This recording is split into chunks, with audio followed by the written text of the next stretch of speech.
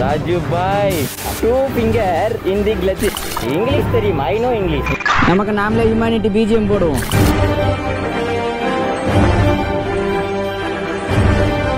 Hi சேர்லர், எப்படி இருக்கீங்க? நான் தான் உங்கள் ஹார்ட் ரேசர் சீட்டில் உட்காந்து ரொம்ப நாள் ஆயிடுச்சு.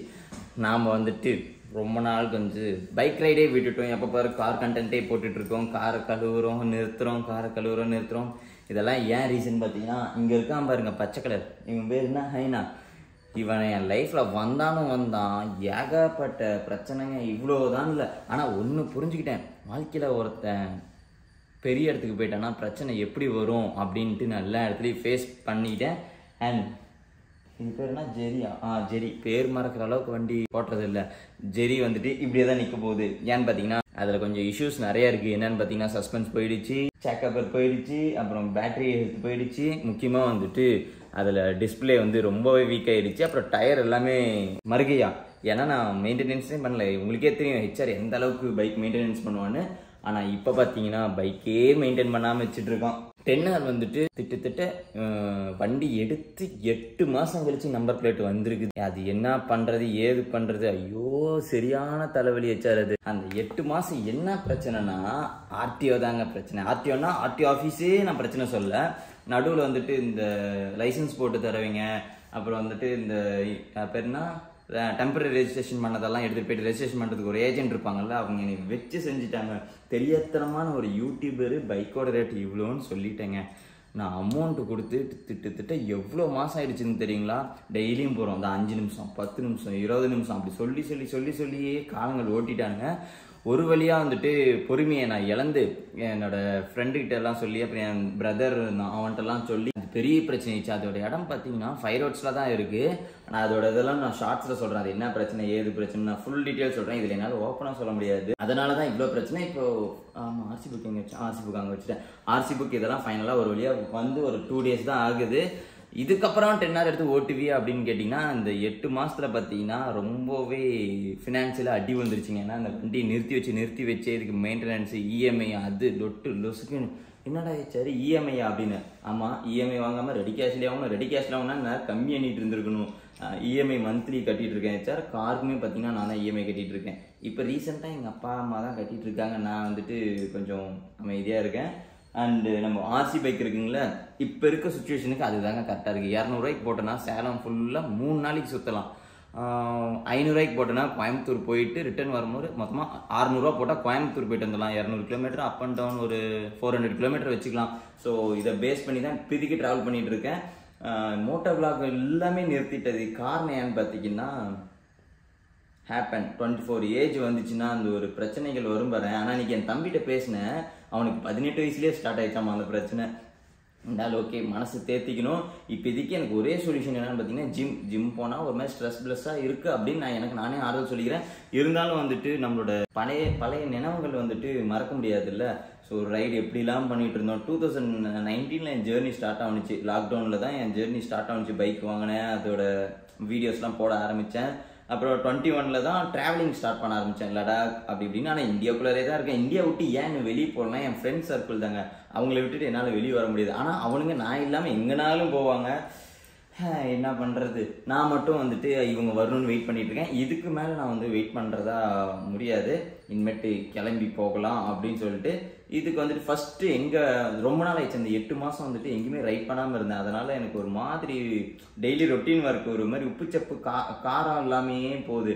டெய்லி எந்திரிக்கிறேன், பிரேக்ஃபாஸ்ட் முடிச்சுட்டு ஜிம்முக்கு போகிறேன், மறுபடியும் வரேன், ஆஃப்டர்நூன் ஃபுட் எடுக்கிறேன், அப்புறம் உட்காந்து வீடியோஸ் எடிட் பண்ணிகிட்டு இருக்கேன், பம்பிள் பீ பிளாக் பேந்தர் கழுவிட்டு இருக்கேன், அப்புறம் நைட்டு ஜிம் போயிட்டு வந்துட்டு மறுபடியும் படுத்து தூங்கிடுறேன், சாப்பிட்டு படுத்து தூங்கிடுறேன். இதே தான் என் வாழ்க்கையில் ரொட்டீனாக போயிட்டே இருக்குது. இது வந்து எனக்கு பிடிக்கல. அது யாரும் என்னை வந்துட்டு தடுக்கிறது இல்லை, இங்கே போகக்கூடாது அங்கே போகிறது இல்லை அப்படின்னு வீட்டிலலாம் எனக்கு ப்ரெஷர் பண்ணுறது கிடையாது. நானாக என் மனசை வந்துட்டு இன்னும் எங்கேயும் போகக்கூடாது அப்படிமாரி முடிவு எடுத்துகிட்டு உட்காந்துட்டு இருந்தேன். இதுக்கு மேலே அப்படி இருக்கக்கூடாதுன்னு சொல்லிட்டு அதுக்கு நான் வந்து ரொம்ப நாள் ஆகிடுச்சா நான் வெளியே போய். அதனால் அதோட இதெல்லாம் மறந்துடுச்சு. எப்படின்னா இந்த ஜாக்கெட் போட்டுக்கிட்டு இந்த விளாக் எடுக்கிறது, அதுக்குன்னு பைக் ஓட்டுறதெல்லாம் மறக்கல, ஜேர்னி எக்ஸ்ப்ளோர் பண்ணுறதுலாம் நான் மறக்கலன்னு சொல்ல. எக்ஸ்ப்ளோர் பண்ணனாலும் ஒரு மாதிரி சோகமாகவே இருக்கும், என்ஜாய் பண்ண முடியல அந்த ஃபீல். இப்போ ஒரு பிளேஸ் வந்துட்டு அமேசிங் பிளேஸ் பார்க்கணும்னு வச்சுக்கோங்களேன், அந்த பிளேஸ் வந்துட்டு என்னால் அனலைஸ் பண்ண முடியும். அதனாலவே நான் வந்து ரைட் பண்ணுறது ஸ்டார்ட் பண்ணேன். இப்படியே விட்டுட்டு இருந்தேன்னா நம்ம லைஃப் வந்துட்டு போகையாகிருன்னு சொல்லிட்டு நேற்று தான் சார்லி படம் பார்த்தேன். சார்லி 777 இல்லை, DQ நடிச்சார்ல சார்லி, அந்த மூவி, அப்புறம் மாரா மூவி, அப்புறம் 96 மூவி, இந்தமாரி ட்ராவலிங் மூவியாக ரிட்டர்ன் பார்த்துட்டு எனக்குள்ளே நானே பூஸ்டப் பண்ணிக்கிட்டு சென்னை வந்துட்டு போகலாம் அப்படின்னு இன்னைக்கு காலையில் தான் போஸ்ட் போட்டிருந்தேன். இந்த வீடியோ எப்போ வரும், நாளைக்கு வரும்னு நினைக்கிறேன். முக்கியமாக வந்துட்டு என் எடிட்டிங் ஸ்கில்லே மறந்துட்டீங்க. அந்த vlog எடிட்டிங் ஸ்கில் இருக்குல்ல, அது இந்த பிகைன் சீன்ஸு அது எல்லாமே நான் மறந்துட்டேன். அந்த அளவுக்கு இதாகிடுச்சு. முக்கியமான ஒன்று வந்துட்டு ஹெச்ஆருக்கு வந்துட்டு நான் ஒன்று சொல்லிக்க விரும்புகிறேன். கமெண்ட் செக்ஷன் வந்துட்டு ஐ திங்க் நீங்கள் வந்துட்டு ஃபியூச்சர் vlogger-ஆக வர்றதா தான் என்னோட சஜஷன். கமெண்ட் செக்ஷன் முடிஞ்ச அளவுக்கு ஆஃப் பண்ணிவிட்டு vlog பண்ணுங்கள். அப்படி இல்லைன்னா கமெண்ட் செக்ஷன் போகவே போகாதீங்க. முக்கியமாக உங்கள் ஃப்ரெண்ட்ஸ் சர்க்கிள் வந்துட்டு கமெண்ட் செக்ஷன் படித்து உங்களுக்கு கமெண்ட் பண்ணுவாங்கள்ல, அவங்கள வந்துட்டு நீங்கள் அவாய்ட் பண்ணுங்கள். இது ரெண்டு நீங்கள் அவாய்ட் பண்ணாலே வாழ்க்கையில் நிம்மதியாக இருக்கலாம். இப்போ வந்து கமெண்ட் செக்ஷன் தான் பெரிய வாம்ஃபயர்னு நினச்சிட்டு இருக்காங்க. என்ன பேசினாலும் அவனை டிமோட்டிவேட் பண்ணி நாமளே அனலைஸ் பண்ண ஆரம்பித்தோம். ஓகே நம்ம இப்படி தான் போகல அப்படின்னு நாமளே அது நம்ம தீர்மானம் பண்ணிக்கிட்டு தோல்வியாயிரும். எல்லாத்தையும் தூக்கி போட்டு 10 ரைட் பண்ணலான்னு தான் எனக்கும் ஆசை. இப்போ இருக்கிற சூழ்நிலைக்கு, அதாவது இப்போ இருக்க என்னோட இன்கம் இதெல்லாம் பார்த்தீங்கன்னா இஎம்ஐ கட்டுறதுக்கு, என்னோட செலவுக்கு, இந்த ட்ரெஸ் செலவு, சாப்பிட்ற செலவு, இதுக்கே பார்த்தீங்கன்னா மருகிய சால்னா ஆகிடுது. ஆர்சியில் தான் ட்ராவல் பண்ண போகிறோம். ஆர்சியில் சென்னை வர போகிறோம். சென்னையில் நம்ம ஹெச்ஆர் நிறைய பேர் இருப்பீங்க, கண்டிப்பாக எனக்கு தெரியும். நாள் கழிச்சு நம்ம ஹெச்ஆரை வந்துட்டு மீட் பண்ண வரீங்கன்னா நீங்கள் எனக்கு வந்துட்டு மெசேஜ் பண்ணுங்கள், இன்ஸ்டாகிராமில் மெசேஜ் பண்ணுங்கள். உங்கள் ஊர் பேர் சொல்லுங்கள், சென்னைக்குள்ள ஊருக்குள்ள அந்த வழியாக வரும்போது நான் உங்களுக்கு ஸ்டோரி போகிறேன். என்னோட இன்ஸ்டாகிராம் பேஜை வந்துட்டு இந்த இடத்துல கொடுக்குறேன். அதில் போயிட்டு நீங்கள் செக் பண்ணி பாருங்கள். இதில் பார்த்தீங்கன்னா முக்கியமாக ஃபேக் ஐடியெலாம் இப்போ நிறைய பேர் வந்துட்டு வராங்க. ஃபர்ஸ்ட் வந்துட்டு ஃபேன் பேஜாக வந்தாங்க. ஃபேன் பேஜாக வரும்போது எனக்கு ரொம்பவே பெருமையாக இருந்துச்சு. அப்பா நமக்குலாம் ஃபேன் பேஜா அப்படின்னு மாதிரி போக தான் தெரிஞ்சுது அது ஃபேன் பேஜ் இல்லை, நமக்கு வச்ச ஆப்பு பேஜ்னு.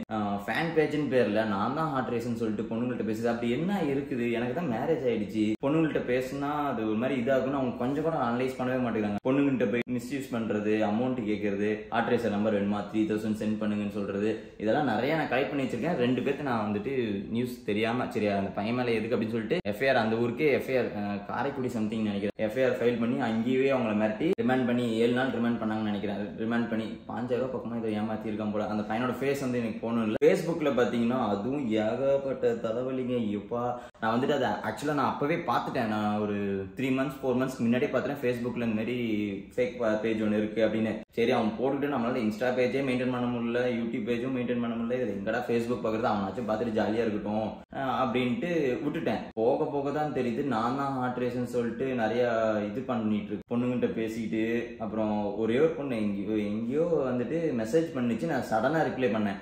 ஆனா அந்த மாதிரி உங்களுக்கு கால் பண்ண நீங்க எடுக்கவே இல்லை, பிஸின்னு வருது. நான் எங்கம்மா நம்பர் கொடுத்தேன் அப்படின்ட்டு, நீங்க தானா நம்பருக்கு 3000 வாங்கினீங்க அப்படின்னு. நானா அப்படின்ட்டு முடிச்சிட்டு இருந்தேன். அப்புறமேட்டு பார்த்தா ஃபேஸ்புக்கில் உங்கள்கிட்ட மெசேஜ் பண்ண, நான் ஃபேஸ்புக்கே நான் யூஸ் பண்ணுறது இல்லைம்மா, சும்மா கிடக்குது ஒரு பேஜ் அப்படின்னா. அப்புறம் ஸ்க்ரீன்ஷாட்லாம் அனுப்பிச்சுடும் போது தான் தெரியுது 89,000 ஃபாலோவர்ஸ் இருக்கு என் ஃபேக் ஐடி. என்ன பண்ணுறது, ரொம்ப தப்பு சரி இவங்க பண்ணுறதெல்லாம். நான் வந்துட்டு மூவ் பண்ணேன், அஃபிஷியலாக மூவ் பண்ணி பார்த்தேன். அது வந்துட்டு அவங்களால மெசேஜ் பண்ண முடியல, என்னோட மெசேஜ் அவங்களுக்கு போக முடியல. அவங்க வந்து எனக்கு மெயில் பண்ணியிருந்தாங்க, இந்தமாரி நான் தான் ஹார்ட் ரேசர் ஆர்சியா பேஜ் யூஸ் பண்ணிட்டு இருக்கேன், இந்தமாரி எனக்கு ஃபேமிலி ப்ராப்ளம் அப்படின்னு போயிட்டு இருந்துச்சு அப்படின்னு சொன்னா. சரி ஓகே அக்செப்ட் பண்ணிக்கலான்ட்டு உன்னோட ஒரிஜினல் பேர் என்னடா அப்படின்னு கேட்க வந்தேன். நான் தான் ஹார்ட் ரேசர் ஆர்சியும் வந்து ஸ்பைடர்மேன் படம் அதிகமாக பார்த்துருப்பான் போல. லூசு கேட்ட வார்த்தை நம்ம இதில் சின்ன பசங்க இருக்காங்க, சாரி சார் இப்படி சொல்கிற கிரிஞ்சு மாரி ஆன்சர் பண்ணுறான். நான் தான் ஹார்ட் ரேசர் ஆர்சி, சேர்றா உன்னை தூக்கி ஆகணும்டா, உன்னை தூக்கிடலாம்டா அப்படின்னு சொல்லிட்டு அதுக்குள்ளே நம்ம ட்ராவலும் ஸ்டார்ட் பண்ணுவோம். சென்னை போயிட்டு நம்ம ஃப்ரெண்ட்ஸ் எல்லாத்தையும் மீட் பண்ணிவிட்டு அதுக்கடுத்து மும்பை போகலான்னு நினச்சிட்டு இருக்கேன். சார் மும்பை தான் வந்துட்டு காரா பைக்கா, காரில் வேற ஐயோ வாழ்க்கையில் மட்டும் நீங்கள் கார் எடுத்தீங்கன்னா எங்கனாலும் ஓட்டுங்க, பீச் சைடு மட்டும் ஓட்டாதீங்க. நிறைய பேர் நான் சின்ன வயசுல இருக்கும்போது சொல்லியிருக்காங்க சென்னை சைடு கார் வாங்காதீங்க, அங்கே உப்பு காற்று இன்ஜின்லாம் ரஷ்டாக இருக்குன்னு. இது கடலில் வண்டி ஓட்டும் போது தான் தெரியுது. மனசில் GTA Vice City டேஷ் நானே நினச்சிக்கிட்டேன் போல. சிவிஎஸ்ஸா ஏதோ சிவிஎஸ்ன்னு ஏதோ ஒரு சிவிஎஸ்ன்னு சொல்லிட்டு ஒரு சீட் இருக்கான். சீட் போட்டால் GTA Vice Cityல வந்துட்டு கார் வாங்கின்னு போவோம். அந்த மாதிரி நினச்சிட்டு நானும் பிளாக் பேந்தர் எடுத்து அடிச்சு ஓட்டினேன். நேற்று தான் அதை எடுத்து ஓப்பன் பண்ணி பார்த்தேன், பேனட் ஓப்பன் பண்ணி பார்த்தேன். இன்ஜினில் இருக்கிற எல்லாம் போல்ட்டுமே ரெஸ்ட் வச்சா. வாழ்க்கையே வெறுத்துருச்சு. இப்போதான்டா கார் வாங்கின 2 வருஷத்துல இப்படி மோசமாக இருக்கு அப்படின்னு சொல்லிட்டு அப்புறம் பிளாக் பேந்தரில் ஆஃப் ரோட் பண்ணலான்ட்டு நிறைய பிளான் வச்சிருந்தாலும் அது என்னன்னு பார்த்தீங்கன்னா கேரியர் ஃபிட் பண்ணேன். அது பழைய கேரியர்னால இருக்க எல்லாம் அடிச்சுட்டு வந்துருச்சு. அதனால கேரியர் மாற்றணும், கிரில் மாற்றணும், பம்பர் மாற்றணும், டயர் மாற்றணும். இதுக்கெல்லாம் செலவு பார்த்தீங்கன்னா ஒரு 2 லட்ச ரூபாய்க்கு மேலே ஆகுமா. அதனால நான் அப்படியே அதை விட்டு வச்சிருக்கேன். அது பார்க்கலாம். பைக்கில் வந்துட்டு நம்ம இப்போ கான்சன்ட்ரேட் பண்ணலாம். 3ஆவதாக ஒரு யூடியூப் சேனல் வந்து நான் வீடியோஸ் போடுறது எதுவும் போடுறது இல்லை. ஏன்னு பார்த்தீங்கன்னா மெயின் சேனல்லே போடுறது இல்லை. இதை தவிர்த்தீங்க அதில் போய்ட்டு நம்ம கான்சன்ட்ரேட் பண்ணுறதுன்னு சொல்லிட்டு அது நல்லா ஹோல்ட் பண்ணி வச்சிருக்கேன். நம்மளோட டார்கெட் வந்துட்டு பம்பிள் பீல வந்து 1 மில்லியன் வந்தோடனே நம்ம பம்பிள் பீ அந்த எல்லோ கார் இருக்குல்ல அது நம்ம லான்ச் பண்ணுறதுக்கோசம் தான் நான் ஹார்ட் ஒர்க் பண்ணிட்டு இருக்கேன். அண்ட் நீங்கள் சொன்ன மாரி வந்துட்டு ஹார்ட் ரேசர் எல்லா யூடியூப் சேனலும் ஒரு சூப்பர் பைக் வச்சுருக்காங்க. நீங்களும் ஒரு பைக் வாங்குங்கன்னு என்னை நல்லா ட்ரிகர் பண்ணீங்க. நல்ல ஒரு 20 லட்ச ரூபா கடன் என் தலையில் தூக்கி போட்டுட்டு சும்மா உட்காந்து டெய்லியும் தொடச்சிட்டு இருக்கேன். வண்டி வாங்கி 1 இயர் ஆக போது 4000 கிலோமீட்டர் கூட ஓட்டல. அதுவுமே எங்கன்னா இங்கேருந்து நான் எங்கள் ஓல்டு பஸ் ஸ்டாண்ட் சிவா வீட்டுக்கு போவேன். அது விட்டால் கோயம்புத்தூர் அந்த ஈரோடுக்கு செலிபிரிட்டி டெக்ஸ் அவர் வந்துட்டு யார் அப்துல் ப்ரோ அவரை பார்க்கறதுக்கோசம் போவேன். இது தவிர்த்து நான் 10R வேறு எங்கேயும் எடுத்ததில்ல. சைலன்சர் கூட நான் இங்கே போடலை. என் ஃப்ரெண்டுக்கு சப்போர்ட் பண்ணேன். இங்கே அசசைஸ் தரதே நிறுத்திட்டாங்க சேலத்தில். எனக்கு இட்ஸ் ஓகே. எனக்கு வந்து சங்கர் அண்ணா இருக்காரு, மதராசி அண்ணா இருக்காரு, அவர் எல்லாமே அனுப்பிச்சுடுவாரு. ஆனால் எனக்கு 10R வெளியே எடுக்க கஷ்டமாக இருக்குங்க. ஏன்னு பார்த்தீங்கன்னா என்னோட ரைடிங் கிட்ஸ் எல்லாமே மிஸ் ஆயிடுச்சுன்னா போயிடுச்சு, எல்லாம் கிழிஞ்சு போயிடுச்சு. அப்புறம் அங்கே ஒன்று வைப்பேன், இங்கே வைப்பேன், தொலைஞ்சு போயிடுச்சு. ரைடிங் கிட்ஸ் பூட் இல்லை, ஜாக்கெட், அதாவது இது வந்துட்டு ரைடிங் ஜாக்கெட். எனக்கு வந்து ரேசிங் ஜாக்கெட் வாங்கணும், அதெல்லாம் வாங்கணும். ஏகப்பட்ட கமிட்மெண்ட்ஸ். இந்த கமிட்மெண்ட்ஸில் பைக் எடுத்தால் ஜாக்கெட் வாங்கணும், பைக் எடுத்தால் பெட்ரோல் போடணும், சர்வீஸ் பண்ணணும். மெயின்டெனன்ஸ் காஸ்ட் வந்துட்டு அது வந்துட்டு மந்த்லி வந்து 14,000 வருது. காருக்கு பார்த்தீங்கன்னா அதுக்கு 16,000 வருது. இதெல்லாம் பார்த்தீங்கன்னா ஸ்நாக்ஸ் செலவு 5000. இதை தவிர்த்து வந்துட்டு பெட்ரோல் செலவுலாம் தனியாக இருக்குல்ல, அது நம்மளோட ஃபுட்டு, இப்படிலாம் ஏகப்பட்டது. ஐயோ இதெல்லாம் ரொம்ப கஷ்டம். ஹெச்ஆர் எனக்கு வந்து ஒரு சின்ன ரெக்வெஸ்ட். அதாவது நான் ஹெச்ஆர்கிட்ட நான் ஹெல்ப்பாக கேட்டுக்கிறேன். நான் ஆல்ரெடி வந்துட்டு நிறைய இடத்துல ரிப்போர்ட் பண்ணியிருக்கேன். அந்த ஃபேஸ்புக்கில் வந்துட்டு அதோட லிங்க்லாம் பார்த்தீங்கன்னா டிஸ்கிரிப்ஷனில் கொடுக்குறேன் அவங்களோட லிங்க்கு. அப்புறம் வந்துட்டு அதோட பேஜ் பார்த்தீங்கன்னா 89,000 ஃபாலோவர்ஸ் இருக்கும். அதில் பார்த்தீங்கன்னா போயிட்டு ஒரு ரிப்போர்ட் பண்ணிங்கன்னா போதும். ஒரு 10 பேர் ரிப்போர்ட் பண்ணால் அந்த ஐடி தூக்குறதா பேசியிருக்காங்க. ஐடி தூக்கினாலும் பரவாயில்ல, அவங்க ஐடியில் வந்துட்டு இன்னும் எந்த பொண்ணுங்கள்ட்டையும் மிஸ்பிஹேவ் பண்ணக்கூடாது. ஆல்ரெடி பார்த்தீங்கன்னா இந்தியாவில் தமிழ்நாட்டில் ஏகப்பட்ட பொண்ணுங்களுக்கு வந்துட்டு தப்பாக நடக்குது. ஒருத்தன் என் பேர் சொல்லி இது பண்ணிட்டு இருக்கான். அதுவும் இல்லாமல் நான் வந்துட்டு ஒரு ஃபேமிலி மேன் ஆகிட்டேன். இத்தனை நாள் பேச்சுலராக இருந்தேன். முன்னா கூட ஏதாச்சும் ஃபேஸ் பண்ணிக்கலாம். இப்போ நான் ஒரு ஃபேமிலி மேனாக இருக்கேன். இந்த டைமில் வந்துட்டு பொண்ணுங்க விஷயத்தில் அதுவும் பண்ணாத தப்புக்கு போயிட்டு அங்கே போயிட்டு நான் உட்காந்துட்டு இருந்தேன்னா அது என்னால் அக்செப்ட் பண்ணிக்க முடியல. ஸோ என்னோட HR brothers and sister, mom, dad இருப்பீங்களா எல்லாருமே எனக்கு வந்துட்டு அக்கா, தங்கச்சி, அண்ணன், தம்பி அப்படி தான் எனக்கு ஹெச்ஆரில் நான் பழகிட்டு இருக்கேன். எல்லாருமே அண்ணா, பெரியவங்கள ஓரளவுக்கு என் ஹெட்டில் இருந்தாலே நான் அண்ணன் தான் கூப்பிடுவேன். ரொம்ப சின்ன பையனாலும் தம்பி, இல்லை பொண்ணுங்க எல்லாருமே அக்கான்னு தான் கூப்பிடுவேன். குட்டி பாப்பா இருந்தாலும் அக்கான்னு தான் கூப்பிடுவேன்.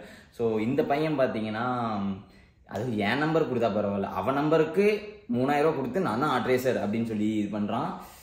ஓகே, அது வந்துட்டு ரொம்பவே தப்பாக போகுது. நிறைய பேர் வந்துட்டு நம்ம மேலே கிரேஸில் வந்துட்டு பணம் கொடுத்து நம்பர் வாங்குறீங்க. அது வந்துட்டு ரொம்பவே தப்பு. நம்பர் வேணும்னா கூட எனக்கு கமெண்ட் பண்ணுங்கள், நானே கூட கொடுத்துட்றேன். ஆனால் நான் அவ்வளோவா ஃபோன் கால் பேச மாட்டேன். ஏன்னு பார்த்தீங்கன்னா ரொம்ப மென்டல் ப்ரெஷர் கால் ஆகிட்டிங்களா. நேரம்லாம் பார்த்தீங்கன்னா கோவப்பட்டு நேரம்லாம் வெளியே வர ஆரம்பிச்சிச்சு. எப்படி ஜாலியாக சுற்றிட்டு இருந்த பையன் தெரியுமா உங்களுக்கு? ஒரு 2 வருஷத்துக்கு முன்னாடி இவ்வளோதான் என் லைஃப்பில் என்ஜாய்மெண்ட் இல்லை. ஆனால் இப்போ 2 வருஷத்துக்கு அப்புறம் இவ்வளோதான் என் லைஃப்பில் கஷ்டமும் இல்லை. ஃபேமிலி பிரச்சனை பார்த்துட்டு இருக்கிறதுக்குள்ளார சோசியல் மீடியா பிரச்சனை, சோசியல் மீடியா பார்த்துட்டு இருக்கிறதுக்குள்ள இந்த ஃபேக் ஐடிங்க ஏன் தான் வரானுங்களோ அவங்க கொஞ்சம் கூட உருட்டாதான் என்ன ஏதுன்னு தெரியல. ஒருத்தவங்களோட நேம் வச்சுட்டு ஸ்கேம் பண்ணிட்டு இருக்கோமே, ஒருவேளை அவனுங்க பிறந்த வளர்ப்பு அப்படின்னு நினைக்கிறேன். அதனால அந்த ஃபேஸ்புக்கில் வந்துட்டு இருக்கும். எப்படி இந்த வீடியோ வந்துட்டு போட மாட்டான், அவன் நல்லா தெளிவாக இருக்கான் சார். நம்ம எதெல்லாம் நம்ம வீடியோ ஃபுல்லாக பார்க்கலாம இந்த ஃபேஸ்புக்கை ரிப்போர்ட் பண்ணுங்க அப்படின்னு சொன்னால் அந்த வீடியோ போட மாட்டான். மித்த எல்லா வீடியோவும் எடுத்துகிட்டு போடுறான். அவன் போட்டுக்கிட்டு அவன் சம்பாதிச்சாலும் சரி, அவன் சொன்னாலும் சரி, ஏன்னா ஃபேஸ் வேல்யூ நம்மளுக்கு தானே, அதை வச்சு அவன் பொண்ணுங்கள்ட்ட மிஸ்பிஹேவ் பண்ணுறது தான் எனக்கு பிடிக்கல. ஸோ அதுக்கோசம் தான், அது ஒரு ரீசன் கோசம் தான் அந்த பேஜ் நான் தூக்குறேன். ஸோ நம்ம HR family true heart love அப்படி இருப்பீங்கல்ல, எப்படியும் ஒரு 2000 பேர் பார்த்தீங்கன்னா அதில் ஒரு 20 பேர் கமெண்ட் பண்ணாலும் சரி அந்த பேஜ் தூக்கிடுவாங்க. அது தூக்குனா நிறைய பொண்ணுங்க இதுக்கு மேலேயாச்சும் ஏமாறாமல் இருப்பாங்க. நம்ம ஹெச்ஆரும் யாரும் ஏமாறாமல் இருப்பாங்க. எனக்கு நியூஸ் வந்துட்டு பொண்ணுங்க மட்டும்தான் அப்படின்னு எத்தனை சின்ன பசங்க காசு கொடுத்து நம்பர் வாங்கியிருக்காங்களோ என்னன்னு எனக்கு தெரியல. ஸோ தயவு செஞ்சு என்னோட சார்பில் சொல்கிறேன், நான் ஹெச்ஆரோட ஃப்ரெண்டுன்னு சஜஷன் உங்கள்கிட்ட வந்தாலும் சரி அக்செப்ட் பண்ணிக்காதீங்க. நான் ஹெச்ஆரோட ரிலேட்டிவ் தான் அப்படின்னு சொன்னாலும் அக்செப்ட் பண்ணிக்காது. முக்கியமாக நான் தான் ஹெச்ஆர்னு சொன்னால் என்னோட பேஜ் தவிர, அதாவது என்னோட அஃபிஷியல் பேஜ் வந்துட்டு நீ வந்துட்டு நான் ப்ளூ டிக் வாங்கி வைக்கிறேன். ப்ளூ டிக் வெரிஃபிகேஷன் அந்த பேஜ் தவிர நான் எந்த பேஜுமே யூஸ் பண்ண மாட்டேன். என் பேஜ் என்ன தவிர வேறு யாரும் யூஸ் பண்ண மாட்டாங்க. வினீத் வந்துட்டு ஏதோ பக் இருந்தால் மட்டும் என் பேஜுக்குள்ள வரும். மித்தபடி என் பேஜில் வந்துட்டு யாருக்கும் மெசேஜ் பண்ண மாட்டாங்க. அது 100% நான் தான் மெசேஜ் பண்ணுவேன். ப்ளூ டிக் இருக்கிறது மட்டும்தான். ஓகேங்களா? So please report. அண்ட் வந்துட்டு இந்த வீடியோ வந்த ரீசனே பார்த்தீங்கன்னா இனி நம்ம ரைட் பண்ண போகிறோம், அதை சொல்ல தான் நான் வந்தேன். அண்ட் வந்துட்டு எனக்கு இருக்கிற முக்கால்வாசி பிரச்சனை சால்வ் பண்ணிட்டேன். உங்களால் எனக்கு ஒரு ஹெல்ப் தேவைப்படுது. என்னன்னு பார்த்தீங்கன்னா அது இந்த ஃபேஸ்புக் ரிப்போர்ட் தான். நீங்கள் ஒரு 10 பேர் ரிப்போர்ட் பண்ணாலே போதும், அந்த பேஜ் போயிடும். 20 பேர் பண்ணிங்கன்னா எனக்கு ரொம்பவே புண்ணியமாக போகும். இது வரைக்கும் நான் உங்களுக்கு ஹெல்ப் கேட்டதில்லை, இதுதான் ஹெல்ப்பாக கேட்குறேன். அண்ட் நம்ம நெக்ஸ்ட் வீடியோலேருந்து விளாகில் பார்க்கலாம். முடிஞ்ச அளவுக்கு டெய்லி விளாகுக்கு இனிமேட்டு கொண்டு வர பார்க்குறேன். அண்ட் இவ்வளோ நாளாகி என்னை மறக்காமல் இருக்கிறதுக்கு ரொம்ப ரொம்ப நன்றி. Love you HR bye.